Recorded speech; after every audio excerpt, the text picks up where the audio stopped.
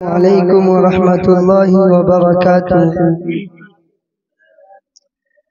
الحمد لله رب العالمين، نحمده ونصلي على رسوله الكريم. أما بعد، فأعوذ بالله من الشيطان الرجيم. بسم الله الرحمن الرحيم. إنك لعلى خلق عظيم. محترم بزرگوں اور دینی بھائیوں، میں نے ابھی آپ کے سامنے کلام پاک کی تلاوت کی ہے، جس میں اللہ عز و جل نے حضور اکرم صلی اللہ علیہ وسلم کے ایک وصف بیان کیا ہے کہ اے محبوب صلی اللہ علیہ وسلم، ہم نے آپ کو بلند اخلاق کا پیکر بنا کر بھیجا ہے۔ چنانچہ حضور پاک صلی اللہ علیہ وسلم کی حیات طیبہ میں اعلیٰ ترین اخلاق کے نمونے ملتے ہیں۔ حضور صلی اللہ علیہ وسلم نے امت کو حسن اخلاق کی بہت زیادہ تعلیم بھی فرمائی ہے۔ آپ صلی اللہ علیہ وسلم کے اخلاق کا عالم تھا کہ کوئی آپ کو گالی دیتا تو آپ اس کو دعا دیتے، کوئی برا بھلا کہتا تو مسکرا کر گزر جاتے، اس کو برا بھلا نہیں کہتے۔ ایک مرتبہ آپ صلی اللہ علیہ وسلم طائف تشریف لے گئے کہ وہاں کے لوگوں کو ایک اللہ کی عبادت کی دعوت دی۔ آپ کا پیغام سن کر وہاں کے سردار بگڑ گئے اور بہت بے رخی و ترش روی سے پیش آئے۔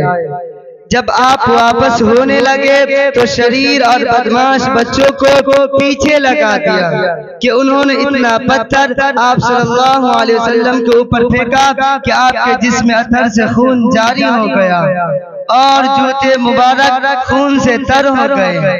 آپ صلی اللہ علیہ وسلم نڈھال ہو کر ایک باغ میں بیٹھ گئے۔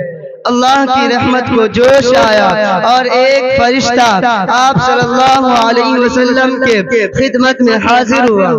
کہا کہ آپ اگر حکم دے تو دونوں جانب کے پہاڑوں کو آپس میں ملا دے اور یہ سب بستی والے اسی میں پس جائیں، مگر قربان جائیے اپنے آقا صلی اللہ علیہ وسلم کے اعلیٰ اخلاق پر۔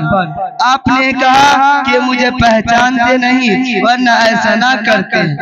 اگر یہ آج ایمان نہیں لائے تو اللہ کی ذات سے امید ہے کہ ان کی نسل ایمان لائے گی، اور ایسا ہی ہوا۔ چنانچہ بعد میں اسی قبیلہ کے ایک نوجوان محمد بن قاسم رحمت اللہ علیہ اسلام کی دعوت لے کر ہندوستان آئے، اور آج انہی کی بدولت ہم سب مسلمان ہیں۔ الہی رحم کر کہسار طائف کے مکینوں پر، الہی پھول برسا پتھروں والی زمینوں پر، جہالت ہی نے رکھا ہے صداقت کے خلاف ان کو، بیچارے بے خبر انجان ہے کر دے معاف ان کو۔ اسی طرح ایک بریا کا واقعہ ہے۔ روزانہ آپ صلی اللہ علیہ وسلم کے اوپر پورا کرکٹ پھینک دیتی تھی، مگر آپ صلی اللہ علیہ وسلم کچھ نہ کہتے اور خاموشی سے گزر جاتے۔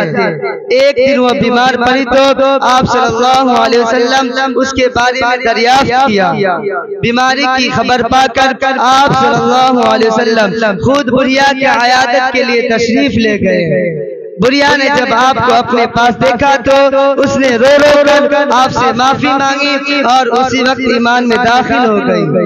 آج دشمنان اسلام نے یہ غلط خبر پھیلا رکھی ہے کہ اسلام تلوار کے زور سے پھیلا، مگر حقیقت یہ ہے کہ اسلام حسن اخلاق سے پھیلا ہے۔ ایک حدیث میں آقا صلی اللہ علیہ وسلم نے فرمایا، جس کا مفہوم یہ ہے کہ مفلس وہ نہیں ہے جس کے پاس روپیہ پیسہ مال و دولت نہیں ہے، بلکہ مفلس وہ ہے جو بہت سارے روزے، نمازیں، زکوٰۃ، حج، تلاوت و تسبیح کا ذخیرہ لے کر حاضر ہوگا، مگر کسی کو گالی دی ہوگی، کسی کو برا بھلا کہا ہوگا، کسی کا حق دبایا ہوگا۔ اس نے جو لوگوں کا حق مارا تھا اس کے بدلے میں اس کے نیک اعمال ان کو دے دیے جائیں گے، یہاں تک کہ اس کی تمام نیکیاں ختم ہو جائے گی۔ یہ حدیث ہم کو اس بات کی طرف متوجہ کرتی ہے کہ ہم بندوں کے حقوق کا اور اپنے اخلاق و معاملات کا بہت زیادہ خیال رکھیں اور اپنی ذات سے کسی کو کوئی تکلیف نہ ہونے دیں۔ جہاں تک ہو سکے لوگوں کے ساتھ بھلائی کرنے کی کوشش کریں تاکہ ہمارے نیک اعمال ہمارے پاس محفوظ رہے۔ اللہ تعالیٰ کہنے سننے سے زیادہ عمل کرنے کی توفیق عطا فرمائے۔ وآخر دعوانا الحمدللہ رب العالمین۔